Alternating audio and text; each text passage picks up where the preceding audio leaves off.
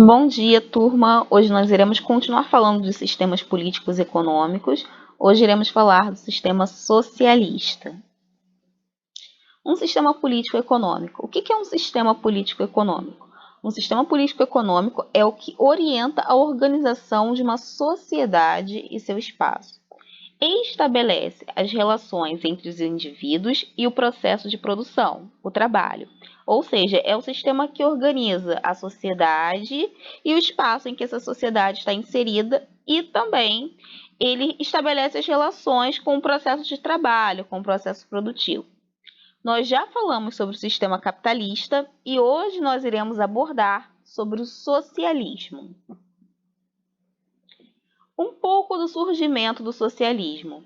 Vocês recordam da segunda fase do sistema capitalista? Foi o período entre a segunda metade do século XIII até a metade do século XIX. Ele foi marcado pela primeira revolução industrial, foi a segunda fase desse sistema capitalista, que foi liderado pela Inglaterra e em seguida por países europeus. Como era a condição das fábricas nesse momento aí entre o século XIII e o século XIX, nesse período da primeira revolução industrial? Esses operários, eles eram submetidos a condições desumanas de trabalho. As fábricas, elas não eram um ambiente muito bom de trabalho. Geralmente eram quentes, úmidas, sujas e escuras.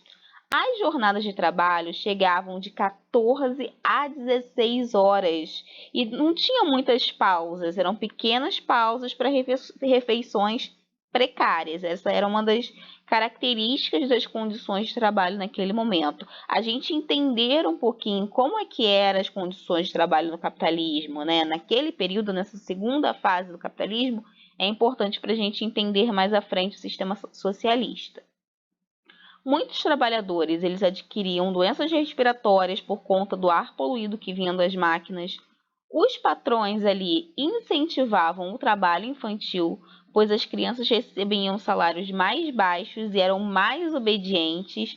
O trabalho da criança a partir de 6 anos eram muito comuns nas fábricas inglesas. Mulheres e crianças recebiam bem menos que os homens para praticar o mesmo tipo de trabalho. E também mulheres grávidas trabalhavam até o momento do nascimento do filho. Não tinham umas leis que protegiam esse trabalhador. Então, as condições de trabalho na segunda fase do sistema capitalista, nesse momento da primeira revolução industrial, era uma condição de trabalho extremamente precária. O surgimento do socialismo. No século XIX, o capitalismo não estava agradando aos trabalhadores europeus. Isso por conta das condições de trabalho que eu disse para vocês anteriormente, que eu falei com vocês, em razão da exploração em que viviam. Tal fato fez surgir no continente um sentimento de mudança, era preciso mudar, porque os trabalhadores já não estavam aguentando mais aquela condição de trabalho. O socialismo ele surgiu pelo antagonismo, ou seja, pela oposição entre duas classes, a burguesia, que são os donos dos meios de produção, e o proletariado, aquele que trabalha na fábrica, aquele que precisa, não necessariamente na fábrica, mas aquele que precisa vender a sua força de trabalho. Nesse período, muitos estudiosos começaram a criar pensamentos para buscar melhorias da situação vivida pela classe trabalhadora. O primeiro momento em que pensa o socialismo, a gente pode classificar como a primeira fase do socialismo, é o chamado socialismo utópico, que foi formulado principalmente por esses três pensadores, que é o Saint-Simon, o Charles Fourier e o Robert Owen. Esse momento do socialismo, esse primeiro socialismo, esse primeiro momento da fase do socialismo, é conhecido como socialismo utópico. O socialismo utópico é uma corrente de pensamento que esteve baseada em um modelo idealizador, um modelo de pensamento, um modelo utópico. Então, utopia, se vocês jogarem no dicionário, vocês vão ver que é algo difícil, é algo idealizado, é algo que está longe da realidade. Então, Esse primeiro momento, essa primeira corrente é conhecida como socialismo utópico. O maior objetivo do socialismo utópico era a criação de uma sociedade mais igualitária. Os socialistas utópicos acreditavam na mudança da sociedade por meio da igualdade social e harmonia entre as pessoas, sem que fosse necessária uma luta de classes entre burguesia e proletariado. O Saint-Simon, que é um dos representantes, o Conde Saint-Simon, que é um dos representantes do socialismo utópico, ele acreditava que essa transição aí para o socialismo ia ocorrer sem muitas lutas, ia ser de uma forma pacífica, porque a burguesia, a classe que detém o maior capital, ia perceber que é necessário auxiliar o proletariado e ter a igualdade para se evoluir enquanto sociedade.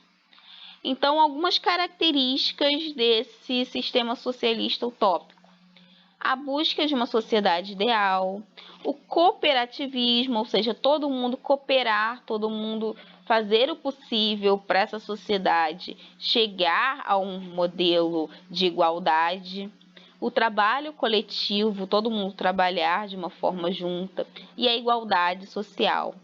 Esses socialistas utópicos, eles acreditavam que o homem, que o ser humano, um dia alteraria seu modo de tratar os subordinados, que a burguesia, que a classe mais alta, ela um dia perceberia que é necessário do proletariado, que se unir com o proletariado para criar uma sociedade melhor, mais justa, em que não houvesse uma discrepância tão grande de classes sociais.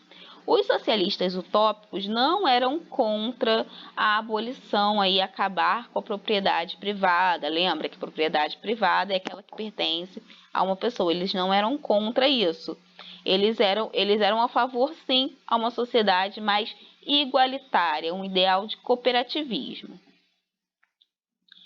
Porém, mais à frente, surge uma corrente do socialismo que começa a ser contra a esse pensamento dos socialistas utópicos, que não acreditavam muito na proposta dos socialistas utópicos, porque eles diziam que essa luta de forma pacífica entre classes jamais aconteceria. E nós temos o socialismo científico ou socialismo marxista, que foi uma corrente encabeçada por dois pensadores, o Marx e o Engels. O Marx, ele é um historiador, ele foi economista, filósofo, nascido ali na Prússia, a gente pode botar aquela região ali como Alemanha. Então, nesse momento, ele estava inserido nesse momento aí de transformação da sociedade, nesse momento da primeira Revolução Industrial. Então, Marx criticou duramente o socialismo utópico, posto que jamais poderia ser alcançado. Então, ele estava inserido nesse momento de revoluções industriais e ele criticava a forma como o socialismo utópico buscava alcançar o sistema socialista. O socialismo científico e o socialismo utópico. Qual é a diferença principal entre eles? O socialismo científico acreditava que uma sociedade mais justa e igual só se alcança pela luta armada. Lembra que o socialismo utópico não acreditava numa luta armada, porque eles acreditavam que o socialismo ia ocorrer de uma forma o quê? Pacífica, sem luta. Era preciso reformas profundas no sistema de produção, com a eliminação, inclusive, da propriedade privada. Isso para o socialismo científico. Então, o socialismo científico ou o socialismo marxista, ele acreditava que uma sociedade mais justa só seria alcançada pelo quê? Pela luta armada. Já o socialismo utópico, não. Eles acreditavam que isso ia ocorrer de forma gradual, de forma pacífica. Os marxistas se auto-intitularam científico, tendo sido eles que que batizaram os outros de utópico. Então, foram os próprios marxistas que se auto-intitularam científico e colocaram lá um grupo lá, o primeiro tipo de socialismo utópico. Foram eles que batizaram o outro grupo, não foram um outro grupo que se autodenominaram utópico. E utópico foi uma maneira depreciativa de rotular o outro. Por quê? Porque utopia é algo fantasioso. Se você buscar no dicionário o que significa utopia, você vai ver que é algo fantasioso, é algo fora da realidade. Então, foi por isso que Marx foi lá e rotulou o primeiro grupo dos socialistas de utópicos. O termo foi inspirado em um livro de Thomas More, que se chama Utopia, que era uma sociedade que era perfeita. Só que essa sociedade perfeita ela é meio fora da realidade. Então, esse livro é de 1516. O socialismo utópico queria amenizar a dura realidade das diferenças sociais, só que num trabalho gradual. Porém, os socialistas científicos diziam que isso era inalcançável, que essa forma de que a própria burguesia, em algum momento, perceber que a desigualdade ia causar problemas, ia começar a trabalhar com a igualdade, isso não ia ocorrer. Já o científico pregava o emprego da força para se chegar ao ideal, já que ele não acreditava na boa vontade humana. Então, essa é a diferença entre o socialismo utópico e o socialismo científico. Para Marx e Engels, a desigualdade só seria rompida na etapa em que o proletariado conseguisse o quê?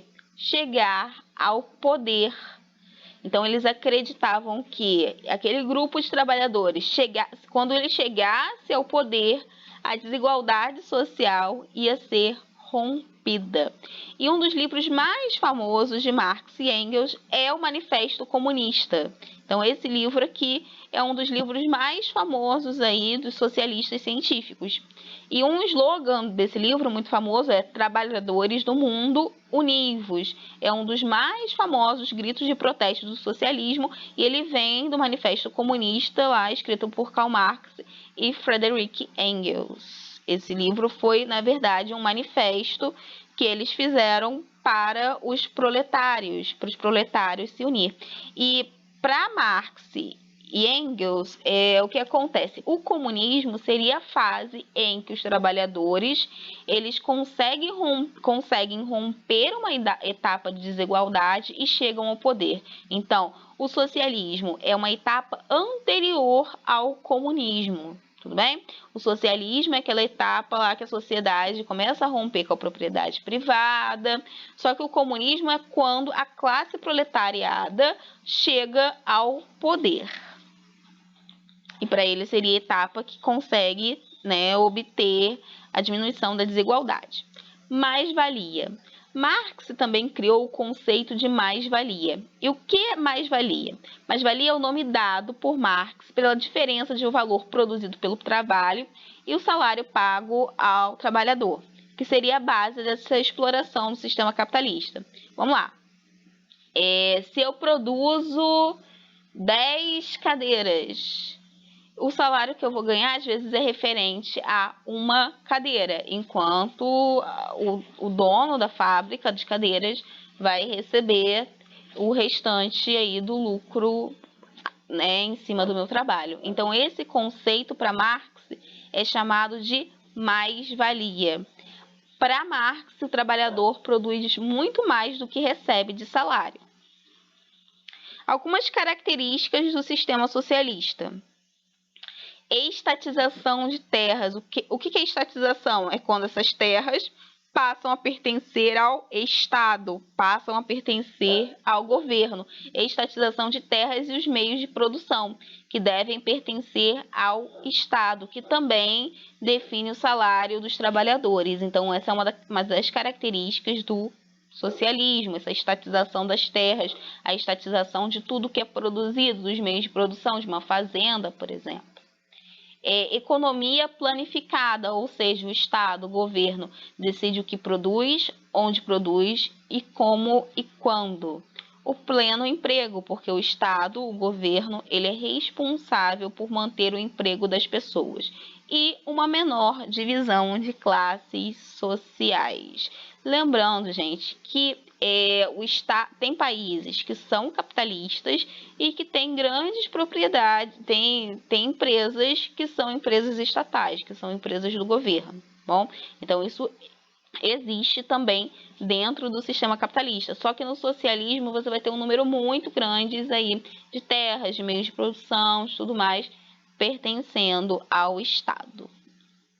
Em busca do fim das desigualdades de classes, o sistema propõe uma distribuição igual de renda, o fim da propriedade privada, tornar coletivos os meios de produção. No socialismo, o Estado, o governo, tem o controle total dos meios de produção. Então, aqui é o governo, ele tem controle de todos os meios de produção. No socialismo, o Estado, ele é o dono dos meios de produção. Lembrando que mais à frente teria a figura do proletariado que tomaria o poder desse Estado e aí se instalaria o comunismo, que para Marx seria a sociedade ideal. Então é isso, pessoal. Obrigada.